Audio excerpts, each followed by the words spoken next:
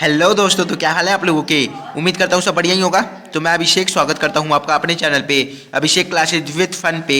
और आज फिर से एक नई वर्कशीट के साथ वर्कशीट नंबर 65 कार्यपत्रक 65 हिंदी कार्यपत्रक 65। डेट है हमारी 9/12/2020। यहाँ अपना नाम डालना ना भूलें, कक्षा रोल नंबर और विषय, कक्षा अध्यापक का नाम डालना ना भूलें। तो आज फिर से एक नई वर्कशीट के साथ वर्कशीट नंबर 65 पर अभी तक चैनल को सब्सक्राइब नहीं किया है तो चैनल को सब्सक्राइब करके बेल आइकन को दबा दो ताकि आपको नोटिफिकेशन मिलती रहे। और झट से जाके लाइक का बटन भी दबा दो क्योंकि वीडियो है धमाकेदार और आपको हर एक चीज़ डीपली समझाने की मैं पूरी कोशिश करता हूँ। तो चलिए शुरू करते हैं आज की वर्कशीट को। ये वर्कशीट हमने पहले भी करी हुई है, पुनरावृत्ति हो रही है, यानी एक वर्कशीट को दोबारा भेजा हुआ है बिना कोई चेंज किए। क्वेश्चन आंसर भी वही है, बस क्वेश्चन आंसर को आगे पीछे कर दिया गया है। आप समझ रहे होगे बात को। हालांकि मैं उस टाइम वीडियो नहीं बनाया करता था पर अब मैंने बनाना शुरू कर दिया है तो मैं आपको वो चीज़ बातें अच्छे से समझाता हूँ और उम्मीद करता हूँ कि आप वो बातें अच्छे से समझ जाते होगे। तो प्रश्न नंबर 1 है ब्रजभूमि। अब देखो, जो गाँव की भूमि होती है, ठीक है, जहाँ आपका गाँव होगा उसे ब्रजभूमि कहते हैं। जैसे कृष्णा की जो ब्रजभूमि थी वो गोकुल थी, मतलब गोकुल थी, ठीक है। तो यही बात है। तो ब्रजभूमि के प्रति गाँव का माफ़ करिएगा, ब्रजभूमि के प्रति कवि का प्रेम किन किन रूपों से अभिव्यक्त हुआ है, लिखिए। तो अब जो हमारे कवि थे रसखान जी, जिन्हें सैयद इब्राहिम के नाम से भी जाना जाता है, उन्होंने किन किन रूपों से अभिव्यक्त किया है ब्रजभूमि को कृष्णा के। तो आइए बताते हैं कि कैसे उन्होंने कृष्णा की जो ब्रजभूमि है उसको बढ़ा चढ़ाकर बताया और वो चाहते थे कि वो उसमें पैदा हों, इसी प्रकार से उन्होंने उसको अभिव्यक्त किया। और वो बताते हैं कि कवि कहना चाहते हैं कि उनका जन्म कृष्ण की ब्रजभूमि में हो, ठीक है। अब भाई वो जन्म ही चाहते हैं कृष्ण की ब्रजभूमि में, ठीक है। तो अब इससे बड़ी अभिव्यक्ति क्या होगी। उनको जब जन्म ही कृष्ण की ब्रजभूमि में चाहिए और हर किसी को नसीब में नहीं होता। कवि का कहना है कि वो ब्रजभूमि के ग्वाले पशु पक्षी के रूप में उनका जन्म गोकुल में हो। तो जो कवि कहना चाहते हैं वो कहना चाहते हैं कि ब्रजभूमि में कहना चाहते हैं कि वो ब्रजभूमि में ग्वाले पशु पक्षी के रूप में उनका जन्म गोकुल में हो, ताकि वो कृष्णा का ताकि वो कृष्णा का एहसास हो सके, ताकि उन्हें, ठीक है, मैंने ये गलत लिखा हुआ है, ठीक है, ताकि उन्हें, मैंने वो लिख दिया। मैं भी कितना बड़ा पागल हूँ ना, मैं कुछ ठीक करने की कोशिश करता हूँ। तो देखो, आपको ज़्यादा कुछ नहीं करना, आपको यहाँ से वो हटा देना है, बाकी सारी वर्ड्स तो ठीक है खुद ब खुद बैठ जाते हैं। बाकी आप यहाँ पर उन्हें लगा लेना, ठीक है। कभी कभी गलती हो जाती है तो उसके लिए मैं माफ़ी चाहता हूँ। तो उनका जन्म गोकुल में हो ताकि कृष्ण का एहसास हो सके, ठीक है। किन्हें? रसखान जी को।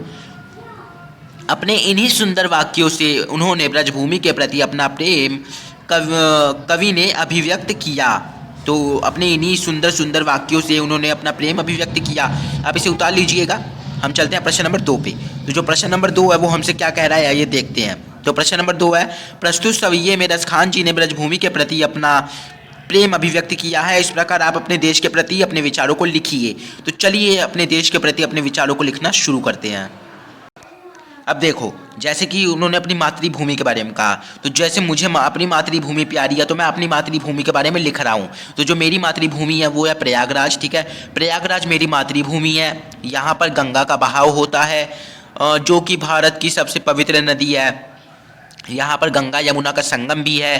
प्रयागराज देवस्थल है, ठीक है। प्रयागराज देवों का स्थल, देवस्थल है। पूरे भारत से लोग यहाँ आते हैं, वह इस स्थान पर अपने परिवार के साथ गंगा में स्नान करते हैं। मैं धन्य हूँ कि मेरी मातृभूमि प्रयागराज है और मैं धन्य हूँ कि मैं भारत का वासी हूँ। तो ये था हमारे प्रश्न नंबर 2 का उत्तर। आपका कोई और उत्तर हो सकता है तो आप उसे लिख लीजिएगा, ठीक है। तो हम चलते हैं प्रश्न नंबर 3 पे और प्रश्न नंबर 3 काफ़ी आसान है। तो प्रश्न नंबर 3 है, जिस पंक्ति में कवि रसखान जी का नाम आया है उस पंक्ति को लिखिए। तो जिस पंक्ति में कवि रसखान जी का नाम आया है वो पंक्ति निम्नलिखित है। तो वो पंक्ति ये रही, मानुष हो तो वही रसखान बसो ब्रज गोकुल गांव के ग्वारन। तो इसमें ये देखिए यहाँ पर रसखान जी का नाम आया हुआ है, ठीक है। तो ये था प्रश्न नंबर 3 का उत्तर। आप इसे उतार लीजिएगा। हम चलते हैं प्रश्न नंबर 4 पे। ये हमने पहले भी करके रखे हुए हैं, ठीक है। तो ज़्यादा मुश्किल की बात नहीं है। तो और चैप्टर भी काफ़ी आसान है और प्लस में बहुत कुछ सीखने को भी मिलता है, तो सीखिए आराम से। प्रश्न नंबर 4 है, इस सेवैये को पढ़कर आपको निम्नलिखित शब्दों के क्या अर्थ समझ आए, उन अर्थों को लिखिए। तो अब जो हमने सेवैया पढ़ा, ठीक है, रसखान जी का, उसमें हमें क्या समझ में आया, इन शब्दों का अर्थ क्या निकल रहा है वो हमें लिखना है। तो मैंने आपके सामने लिखा हुआ है, आपके सामने है, ठीक है। तो पशु, ये पशु है, ठीक है, पशु, तो इसका है पशु। पाहन पत्थर, पत्थर, ठीक है, पाहन को सेवैये में पत्थर को पाहन कहा गया है। मानुष मनुष्य, खग पक्षी, ठीक है, पक्षी का पर्यायवाची शब्द खग भी होता है, हमें पता है। ग्वारन ग्वालों के मध्य में, ठीक है। कालिंदी यमुना, यमुना का जो पर्यायवाची शब्द वो कालिंदी भी है, ठीक है। धेनु गाय, कामधेनु नाम सुना होगा आपने, ठीक है, जिससे कुछ भी मांगते हैं तो मिल जाता है, तो वो भी एक कामधेनु, धेनु से समझ सकते हो। और जो गाय का एक पर्यायवाची शब्द भी है धेनु। कंदब, तो कंदब एक फल का पेड़, ठीक है। तो ये थी हमारी आज की वर्कशीट नंबर 65। आशा करता हूँ आपको आज की वर्कशीट समझ आई होगी।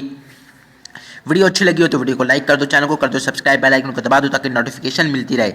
आपको पता है क्लास 9 का रिवीजन सेशन स्टार्ट होने वाला है, तो कर दो चैनल को सब्सक्राइब, बेल आइकन को दबा देना। मैं मिलता हूँ आपसे नेक्स्ट वीडियो में, तब तक के लिए आप स्वस्थ रहें, मस्त रहें और मेरे चैनल पर लाने के लिए व्यस्त बिल्कुल ना रहें। धन्यवाद।